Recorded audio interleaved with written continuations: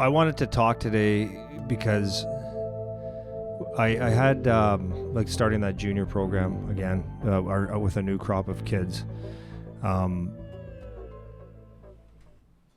I found, so after the first session that Eric Wellwood and I did with them, Eric was asking me, he goes, we love working with these kids. They're a great group of kids. But Eric was asking, he goes, some of there's a bunch of them that, you know, there was a lot of deficiencies and I'm not talking basic skills, but I'm talking about, there's certain skills like shooting, like most guys were telegraphing pucks, off balance and stuff like that, which is, I mean, that's not easy to do, but if at the higher levels, it should be better. Edging, I don't like to use that word, but like just lateral movements and stuff, it comes through edges and stuff. You could tell that wasn't worked on, or really, really precise stick handling. And I could even see some thought process. Now, these kids are great to work with, but we noticed them. So Eric asked me that, and I said, yeah, this is what breaks my heart about hockey. It's very frustrating because now we've got them in our hands, and they've been paying a lot of money. Parents have been paying a lot of money, thousands of dollars, to go get their kid trained somewhere. And the quality of work that was put into their training, they might as well not have put $1 in because the results aren't there. Mm-hmm. And it breaks my heart. And the reason it breaks my heart is because those thousands of dollars could have been mine. No, I'm not saying it that way. I'm saying because, okay, so I'm going to fast forward to last night, we were on the ice with that same group of kids. And the first day, they did the same thing. They came up to, which we typically get. They came up to us and they said, Coach, thank you so much for showing me this. Thank you for spending time. Listen to this. Thank you for spending time. The one boy, thank you for showing me time and giving me all those tips. Thanks for, thank you. I didn't know that. All practice, but after they're all coming up high-fiving, thank you so much. Can't wait for the next session. It breaks my heart because that should have been taken care of. And my point of that is like, kids are dying for the help. You know what I mean? Mm-hmm. Kids are not just sitting there going to play hockey. The kids that want to, they're dying for help. They want to be better. And what saddens me about, like, as you come through the ranks is a lot of the times the help wasn't offered.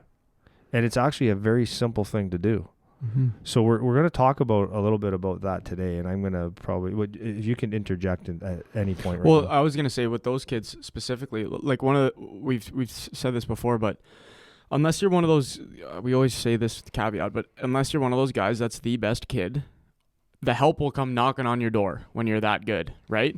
But for the vast majority of athletes, not just hockey players, but athletes in general, you have to go look for the help. The help's not going to come look for you. Right? Yeah. So the sad thing about, or disappointing thing about the situation with these guys is their parents, because they've been going to other camps and doing other things and whatever, but they haven't been skating with someone like, and it doesn't even have to be you, but someone like you. No, it doesn't have to be me. But what I want out of coaches, I want them to, like we were just watching as we were doing this podcast, there was a group out there, and there was not one time a coach pulled a kid aside or gave a purpose for what they're doing or showed them how to get better. Right. It was just doing a drill. Right. So if they're not, because they haven't skated with someone who does those types of things like you, then they miss those lessons. But their parents thought,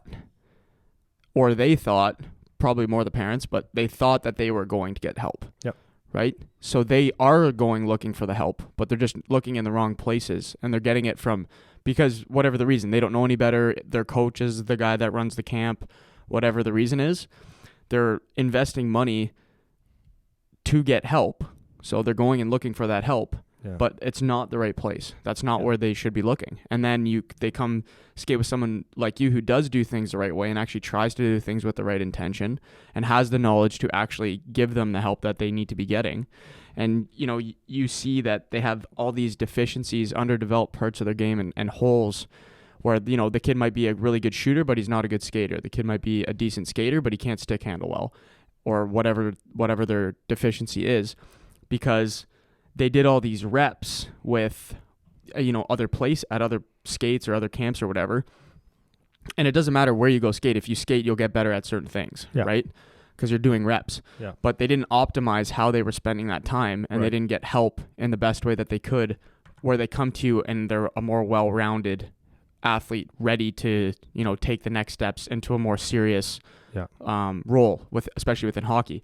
So now you guys have to spend time kind of going back to the basics, a little bit more like foundational to the skills that they need to build before you can say, okay, now you guys need to be ready to go into junior now. Now we're going to teach you how to play hockey. Yeah. You guys have the foundation. Now we're going to teach you how to play hockey. Yeah. But so you guys have to kind of go backwards, take a couple steps back, and then try to rebuild them up because they spent all this time. Right? Yeah. Yeah. You're going to have to like a couple things that just stood out yesterday from a skills perspective was, is the shooting. So one with the shooting is that most guys, you've seen me teach this with most guys. When I take someone new, most likely this is going to happen. They shoot from an off-balance position. They shoot from a place where they have to kind of collect their body to get the puck off. So which they telegraph the puck, and like there's a lot of wrong things. So they might score some goals when they're younger, but as goalies get bigger, they just read those plays. Mm-hmm. So that was one. So but like a thing like shooting, now we're going to have to slow things down, and it's going to take a while for them to get, and I'm not saying they can't shoot. They can shoot, but to be a good shooter, we're going to have to dial it back and spend some significant time on shooting in several different areas, like several different situations. The other thing was just a simple thing like, you could say, go to a clinic. Let's say it's a tight turn clinic somewhere. I don't know if there's such thing, but if someone's working on a lot of tight turns, right, and that's a really good skill to learn. Do you learn why you're doing it? Do you learn how to come out of it? But what I noticed with people that haven't skated with me is like, as we're doing a drill where it was a pull-up move, and just showing how to delay and why you go deep, to bring back checkers with you and stuff. But anyways, when the kids were turning, when they go on their forehand, there would be a lot of crisscrossing the arms. So which isn't optimal, because what happens if you go into a tight turn and crisscross your arms, then you can't make the next play. You have to readjust, which takes time, or you can't get a shot off because you have to readjust. So I'm not trying to give a clinic here on tight turns and stuff, but what I'm saying is that you've done this for so long, and a simple thing like keeping the puck outside in your hands outside your hip to make another play. It's not a habit. You just say, okay, just do this now. It takes time and effort and some real thought. Right. Where these kids should be there. And if you've been going to someone and you've been training or thinking that you're getting help, and they haven't recognized like a simple thing, but a critically important thing like that, you're behind a little bit. Mm-hmm. Well, I'm pretty sure you'll end up going into this next anyways, but just kind of like what you should be looking for, right? So whether you're the player or the parent watching, right, is that when we're talking about where should you seek help, like where to go, right? And you need to be observant, and you actually need to pay attention to what you're being taught and what the person who's in charge of you is saying, right?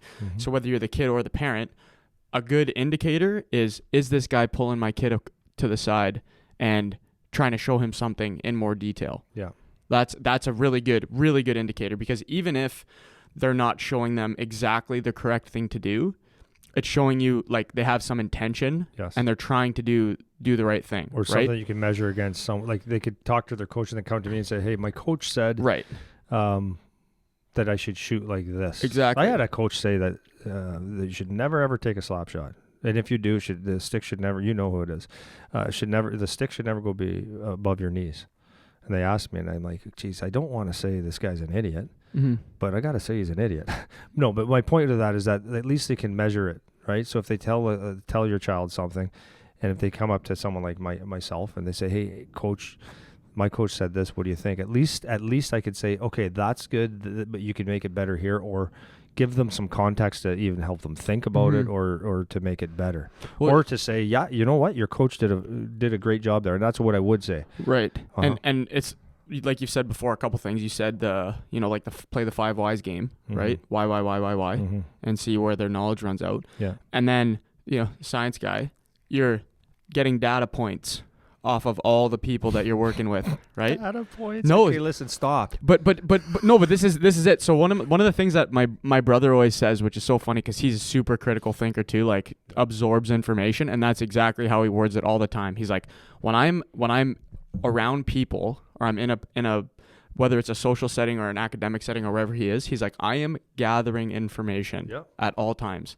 I'm paying attention to, he said this, she said that, this person said this person did that, and I'm watching and I'm absorbing it, because now I can figure out how I should be doing it, right? Yeah. Or what this person is really about, or what their intention is, right? Yeah. And so it's exactly that. If you're a parent or a player and this coach is taking you off to the side and saying, okay, you should do this, that's a good thing, because now, exactly like you said, now you have a piece of information that this guy said to you.